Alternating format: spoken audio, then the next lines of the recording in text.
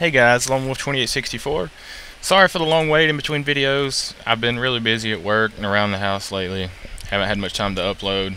And you also may notice there's a bit of wind noise in the background. I apologize, but the air conditioning is out in my house right now. So Alabama summertime with no AC is like vacationing in Death Valley. So I've got about 4 fans blowing on me right now. Nevertheless, I'm going to struggle through this commentary as best I can, but we're playing Rush on Azadi Palace, and I'm going to be using the F2000 with foregrip and suppressor. Never really used this weapon that much. I used to really like it before it got nerfed way back in the day, but I decided to try to give it a try again, and I really enjoy using it with the suppressor. I like staying off the mini-map, and I don't feel like I'm giving up too much with the suppressor on this gun. But I get a nice 15-0 kill streak going here to start off this round, so hope you guys enjoy this footage. But the main reason I wanted to make this video is you may or may not be aware, and if you're watching this video and you're not aware, then you need to catch up. But this week is E3. Yesterday was the beginning, and we got all the big press conferences from Microsoft, EA, Ubisoft, Sony. We got to see all about the new consoles, all the new games that are going to be coming out this year and early next year. So it was just a really action-packed day, according to gaming news. And finally, we got to see some Battlefield 4 multiplayer footage. That's what we've all been waiting for, and it did not disappoint at all. If you have not seen it yet, go ahead and pause this video, and I'll leave a link down below to the official Battlefield 4 footage. Go check that out. You may want to change your pants and then come back and watch this video. It is something to behold, that's for sure. And there's so many new things coming in for Battlefield 4. It's almost too much to take in for one video. But we've got the return of Commander Mode from Battlefield 2 and 2142, which is brand new to me, being that I just started playing Battlefield with Battlefield 3. So I'm really interested to see how that's gonna work out and what kind of dynamic that adds to the gameplay. And apparently you can play the Commander Mode on your tablet and possibly your smartphone. So that's gonna be, I'm gonna leave my judgment on that up until it finally comes out and I give it a shot. But I can already imagine somebody sitting on the toilet calling in an artillery strike. So I don't know how I feel about that right now. But you, of course, will be able to, I'm sure, play the commander role from your console or your PC. So all hope is not lost in that department. But we get to see the first look at one of the maps, which the map they show off is Siege of Shanghai, taking place in Shanghai, China, of course. But the first look you get at the map when they're coming in on the helicopters, if everything that you see is the size of the map, that map is going to be huge. I don't know if I mean, I kind of want it to be that big just to see, you know, like, if everything is destructible, which I'm going to get into that a little bit more, but if that is the size of the map, like I said, that has got to be the biggest Battlefield map ever created. And to be able to render all the buildings and everything that they have in there and maintain a 60 frames per second refresh rate on the consoles is going to be a technological feat. But I imagine that it's probably not going to be that big, and a lot of it will just be, you know, the half-rendered buildings that you're used to seeing. But from what they showed off, everything looks amazing. The textures and the graphics have definitely been updated. Looks like they've dialed back the sun. It's not as bright as it was in Battlefield 3. I know a lot of people were probably jumping up and down for that. And you also get to see some of the new vehicles in the game. Of course, there's some of the new Chinese vehicles. There's a transport helicopter that we can see. The Chinese attack chopper makes an appearance in the game. And we also get to see an armored transport vehicle for the US side. It's looks, if you ask me, it looks like a Brinks armored vehicle. One of those bank vault type transport things where they transport all the bank's money around. Yeah, it looks like one of those things. But apparently it's got a 50mm cannon on the top and is heavily armored, as I said. So And then the biggest new reveal, as far as vehicles are concerned, are the speedboats that you can get in. They have two different fire modes, or two different guns. You have your 30mm high explosive rounds, and you can also switch up to a tow missile. So basically, like having an LAV or a small tank in the water, and it has IR smoke, so if you get locked on with a javelin or something, you can pop smoke with the boat as well. And also, once you start taking damage, if you're about to go down, instead of just ejecting out into the water, you get to hop out onto a jet ski, which is kind of silly, but it's still cool at the same time. I can't wait to see the first video of jet ski races in Battlefield 4. But that looks awesome, and then they head up into the skyscraper, which the C point, the C capture point on this map is on top of this skyscraper to begin with. And the only way that you can get up to this objective, I'm guessing, is either by a helicopter or, as they do in the video, ride the elevator up. And I've already seen plenty of comments saying, oh, C4 in the elevator, C4 in the elevator, so get ready for some of those shenanigans in the beta.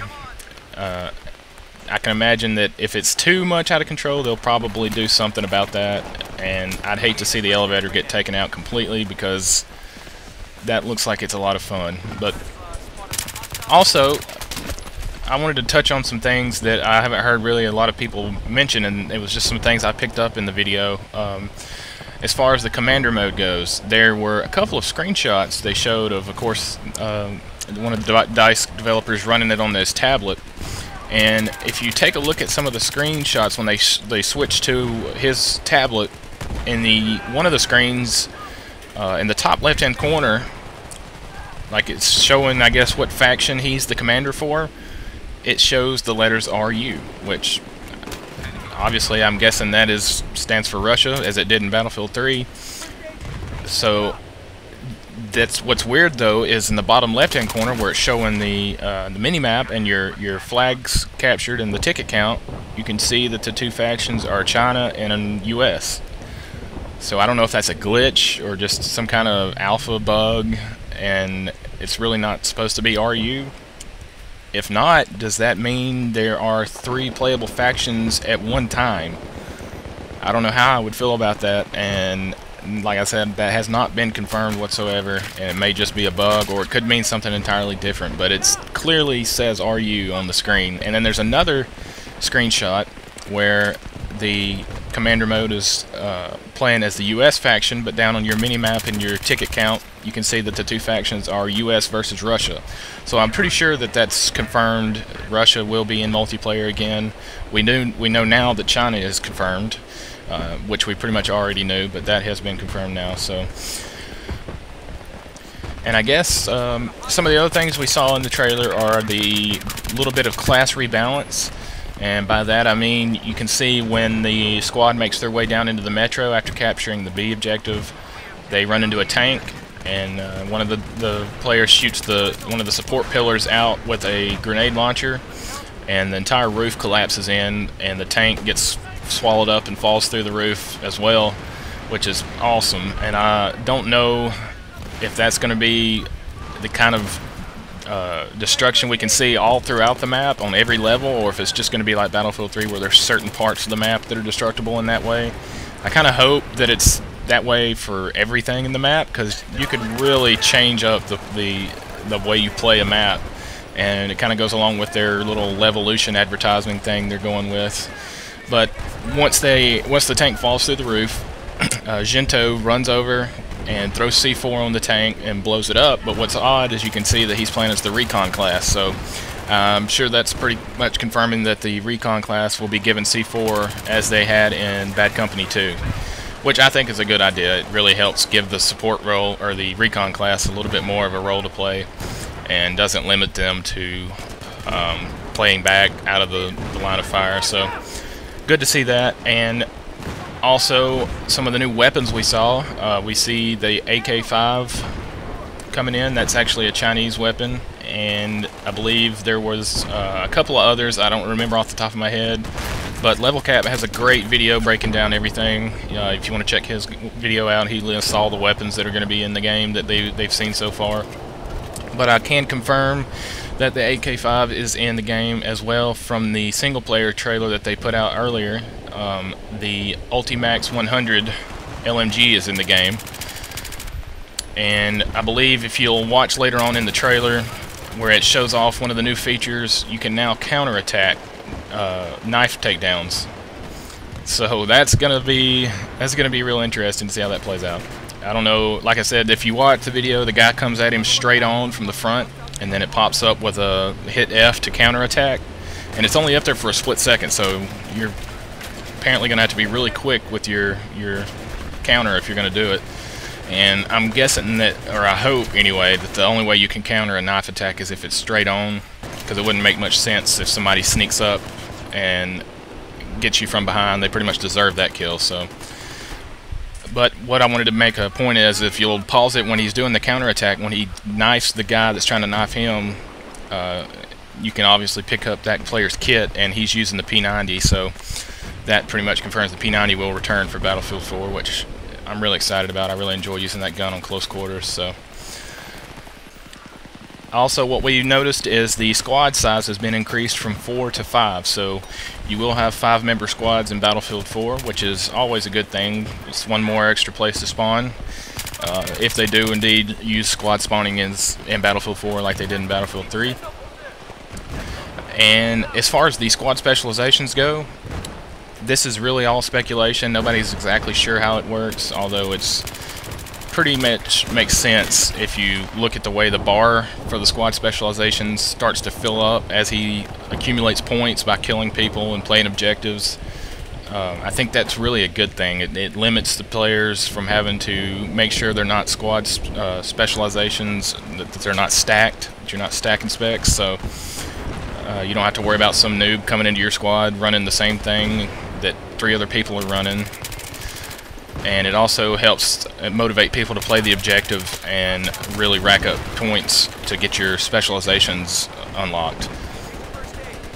And unfortunately for some of you guys, I know we're not looking forward to this, but suppression will be returning in Battlefield 4, although I don't know to what level. I don't know if it's going to be to the same level as it was in Battlefield 3, but you can clearly see when the guy's getting shot at, his screen blurs, and he also picks up a couple of squad suppression assists. So hopefully it's maybe dialed down a bit to where it doesn't really affect your bullet deviation and it doesn't give you any extra added recoil.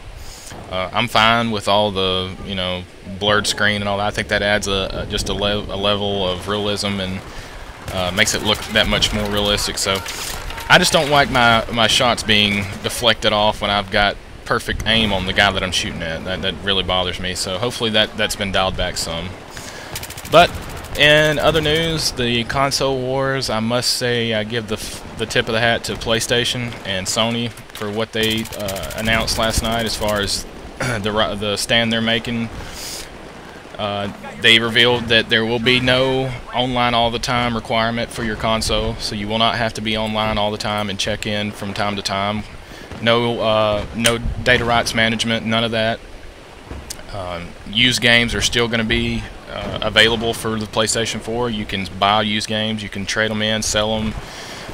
You can also lend your friends games without having to buy another license. And basically all the rules that apply for PlayStation 3 games are going to be back for PlayStation 4, which is really good news. And I'm happy for the console players, and I'm proud of Sony for making a stand in that department.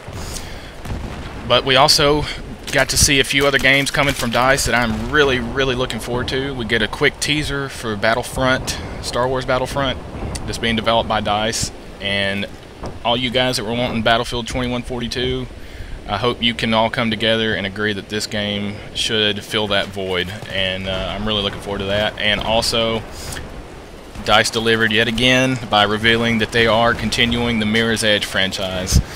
So I'm really excited for that. But anyway, let me know in the comments, guys, what you thought about the Battlefield 4 reveal and what games you're looking forward to. And I hope to hear back from you guys. Hope you enjoyed the video, and I will see you next time. Thanks.